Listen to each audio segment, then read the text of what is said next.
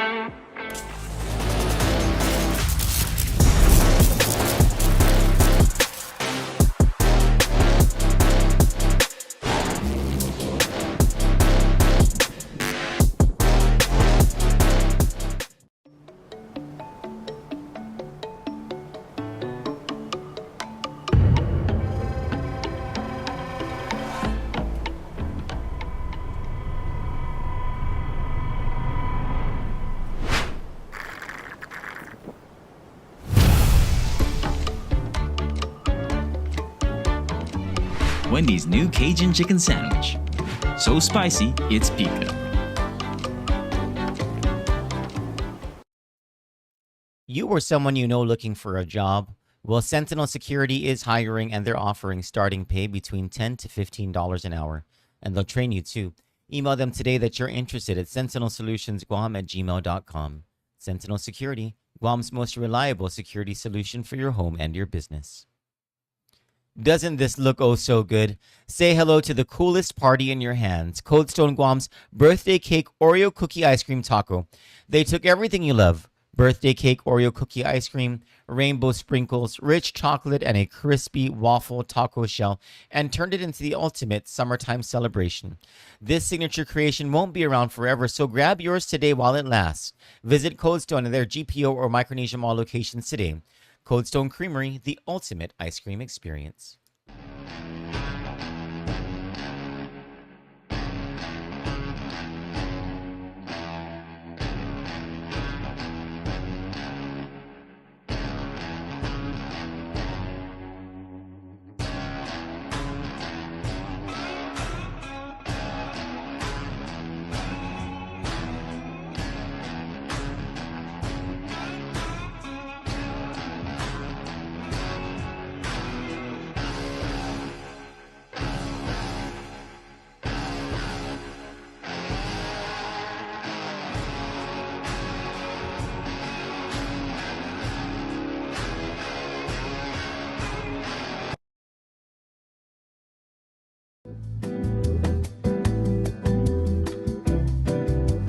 This news is brought to you by 76 Circle K Guam.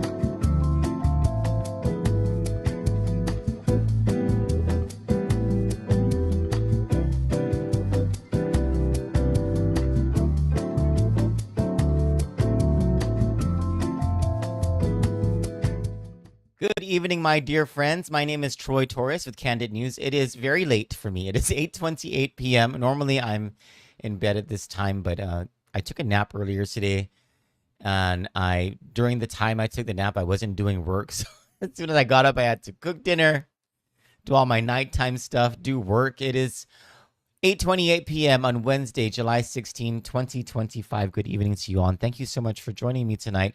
Good evening, Marcia. Good evening, Auntie Helen. Good evening, Sister Jen. Good evening. Wait, I see a name under, there's a screen here. Oh, good evening, Mark Anthony. Good evening, everybody. In June, prior to the June 25 indictment of Lieutenant Governor Josh Tenorio's sister, Charissa Tenorio, her boyfriend, Frankie Rosallin, the Lieutenant Governor's partner, Matthew Topasna, Kathleen Peredo, who is the former program manager of the PUA program office. Good morning, or good evening, JD, my prim. The Marlene Pinaula, who was an employee in the PUA office at the time of the alleged conspiracy, Winnie Jo Santos and Tina Sanchez on a host of federal corruption charges stemming from an alleged scheme to defraud the federal government and poor and homeless people of $1.9 million through the PUA program. Hi, Marvin. And so that indictment happened on June 25. I looked back at our records, and I've been telling you for the past couple of weeks that we've been reporting on this since November. I got that wrong. We've been reporting on this since September 25 of last year. And I looked back at our records, or we've been reporting about this since September 25, though the indictment only happened on the 25th of June, only unsealed on the 27th of June. But we had been reporting several things based on witness statements, based on information and on facts that we had on hand, and also prior to the indictment in June, we also spoke with another federal defendant regarding the Charissa Tenorio case. And this federal defendant told us that the two search warrants, or confirmed for us that the two search warrants in a case that he has that is separate, was about, named in his case, was about his cooperation against Charissa Tenorio. And at the time, and to this day, we are not going to name the federal defendant who has cooperated, because that, I do not want to place this person's life and the life and safety of his family in any danger whatsoever. Okay? I don't want that hanging over my head. Oh, thank you, Auntie Helen. Yes, September 2024, not 2025. Thank you. Good evening, Chris. Good evening, Jerry. And so, prior to the indictment, when we first did this story about this nexus between what is a federal drug case in the U.S. District Court of Guam and the Tenorio corruption case, at the time, the only confirmation that we had, which is confirmation enough to do a story, is the on-the-record statement of the defendant, of the cooperating defendant, and of course the information provided by the U.S. Attorney in unsealed federal court documents that named specific warrants. And we did a story, and despite that story, despite all the other stories, you had all the trolls from Adelup lining up to bash anybody who was scrutinizing, questioning, criticizing the lieutenant governor and his family, asking questions, wanting to know what is going on with this corruption case. And you had Adelup trolls coming out and just bashing people, bashing us, of course, but we don't care. Well, what we cared about was, the online trolling and the online bullying of people who just had questions, legitimate questions for the lieutenant governor, because since September of last year, we had been presenting these witnesses on the record and these documents from unsealed federal court documents in other cases. Now, the essence of that June story, which is the essence of tonight's story, what makes this different is that now the indictment has happened and the indictment has been unsealed, and there are two search warrants. Okay, so in the federal court system, there are there's more to it than this, but there's two types of criminal case prefixes. One is CR, I believe that stands for criminal record, if I'm not mistaken. So like an indictment would be filed as a criminal case, as a CR. So in the case of the Tenorio corruption case, the criminal case is CR-25-00011. Okay? We just call it case number 11. Hi, Tony. Good evening. Thank you for joining again. I really appreciate you, and I really appreciate all of you. Thank you. Then there is another type of criminal case nomenclature, which might signify a criminal information, which is a charge not by grand jury indictment or a warrant of some sort, or some other, I'm trying to choose my words carefully. Anyway, it's called an MJ. I don't know what MJ stands for, but most of the time, these are warrants that are issued by the federal court. And so we knew that on August 19 of 2024, the federal court, I'm sorry, the FBI had executed 2 search warrants on Charissa Tenorio, on businesses of Charissa Tenorio, on that same day. And those search warrants, which remain unsealed to this day, are named MJ24-00095 and MJ24-00096. So since for quite some time, for the past several months, we've known that those were the 2 search warrants, still remain sealed, that have to do with Charissa Tenorio. So we were going through, like as we normally do, we go through federal criminal cases. We get excited when things are unsealed. And this one day in June, there was a continuance motion in a case involving this federal drug defendant. And we're going to call him Joe Cruz. We're not going to tell you his name. I explained this a few minutes ago for the safety of himself and his family. In this Joe Cruz case, we noticed that there were several continuances, so we understood that to be that Joe Cruz was cooperating with the federal government.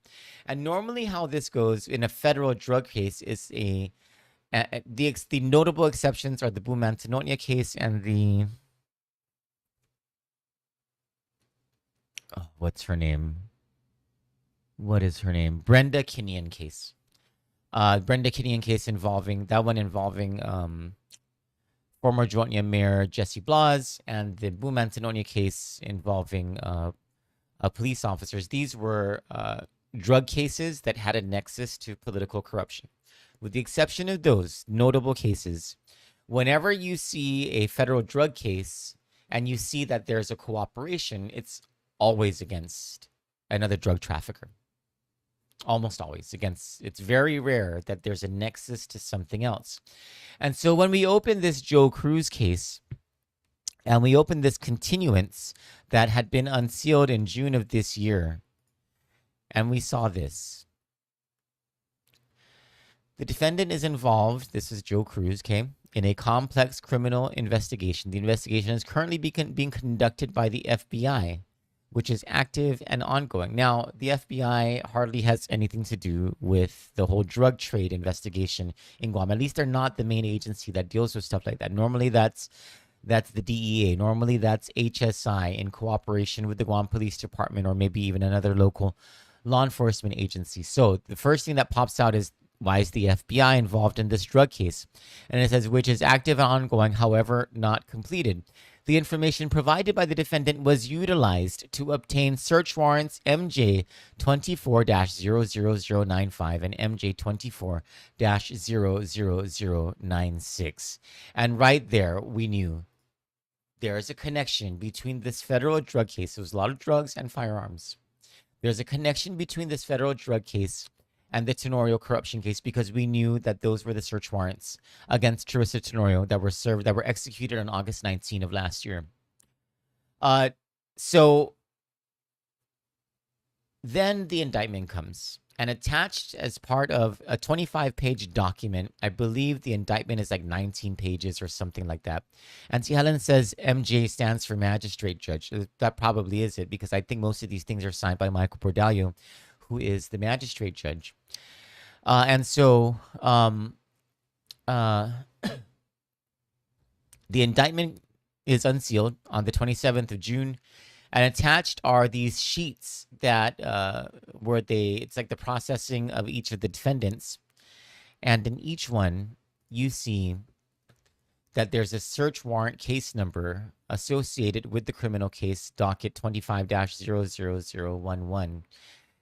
And with Charissa Tenorio, this is Charissa Tenorio's sheet in the indictment, it matches.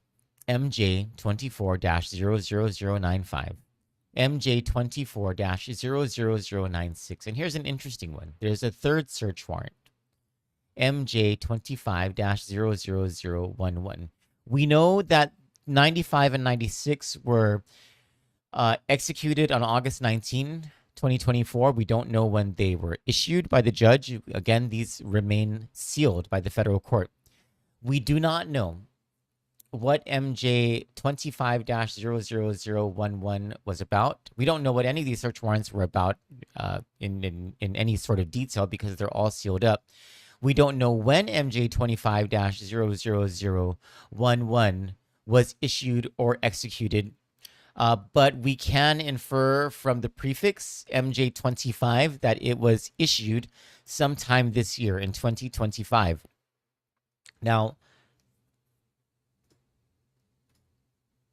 my dear friends,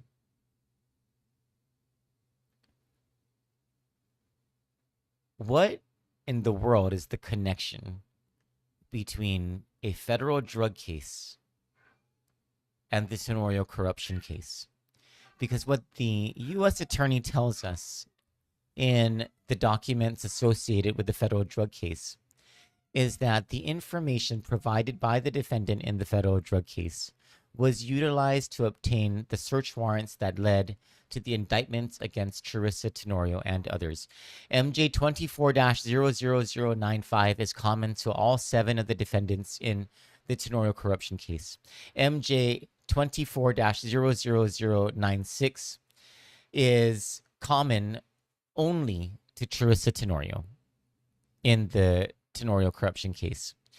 And MJ 25-00011 is common only to Frankie Rosallin and Charissa Tenorio.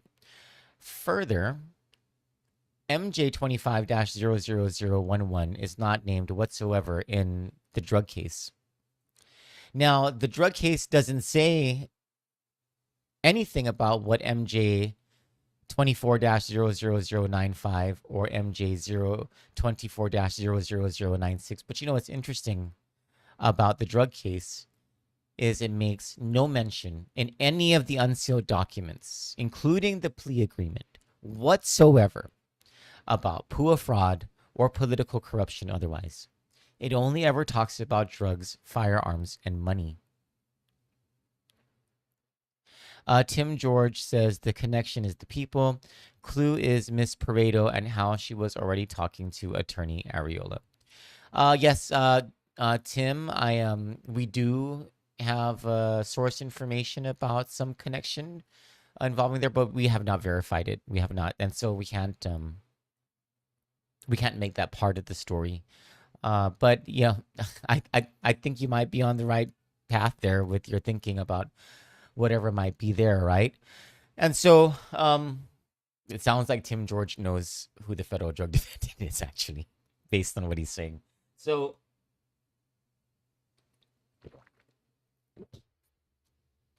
what's the connection?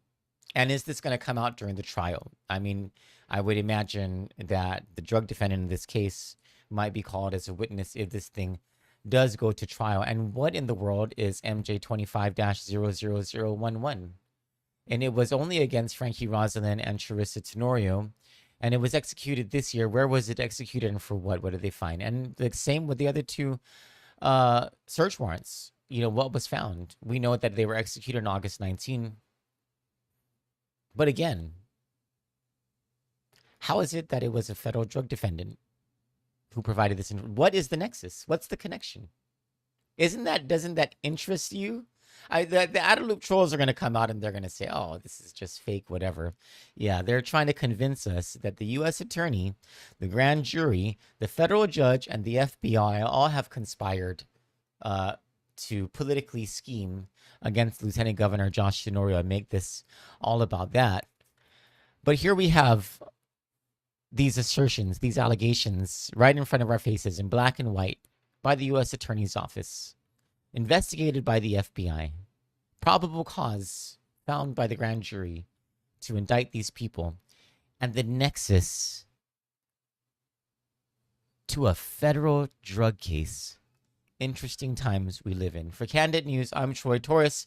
Ponder all that, and we continue our coverage into the Tenorio corruption case and into other matters when the sun shines and rises tomorrow, and God willing, we are all there to meet the new day. God bless you. Good night, and I love you all. We got that dynamite. We got that dynamite. Find the perfect ride for you today with the new year, new ride sales event at Guam Auto Spot. Get behind the wheel of the 2024 Outlander Sport, starting at just $22,995 or only $156 per paycheck. Visit GuamAutospot.com or call 671-478-AUTO.